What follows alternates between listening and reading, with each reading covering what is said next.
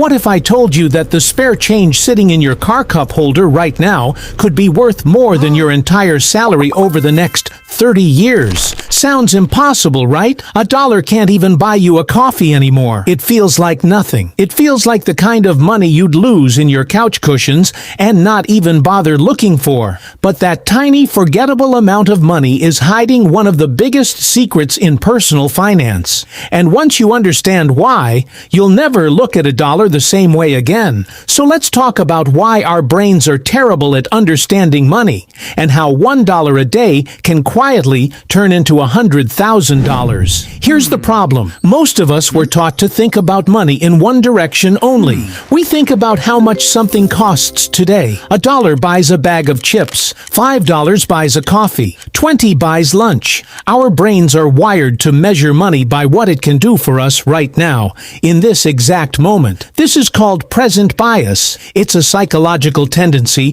where our brains give way more weight to immediate rewards than to future ones, even when the future reward is objectively bigger. It's the same reason people eat the donut instead of the salad, or scroll on their phone instead of going to bed early. The reward that's right in front of us feels real. The reward that's 30 years away feels imaginary. And that's exactly why most people ignore small amounts of money. $1 feels too small to matter, so we spend it without thinking, or we save it and forget about it, assuming it's basically worthless either way. But here's the twist. Money doesn't just sit there. Money moves. And when you understand how it moves, a single dollar stops looking small. Let's break this down with something simple. Imagine you plant one seed in your backyard. On day one, it's just a seed, nothing to look at. If someone walked by, they wouldn't even notice it. But that seed doesn't stay a seed. It grows into a small plant. That plant grows leaves.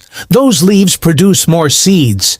And suddenly, what started as one seed is now an entire garden. Money works the same way through something called compound interest. When you invest money, it doesn't just sit still. It earns a return. And here's the important part. That return earns its own return. Your money starts making money. And then that new money starts making money too. It builds on itself, quietly, in the background, without you doing anything extra. So let's go back to that $1. If you invest just $1 a day, that's about $30 a month. Not exactly life-changing on its own, but if you invest that dollar every single day into something that grows over time, like an index fund that historically averages around 10% a year, here's what happens. In the first few years, it barely feels real. You'll check your account and see a few $100s. It feels slow. It feels almost pointless. This is the stage where most people give up because their brain is still stuck in that present bias mode,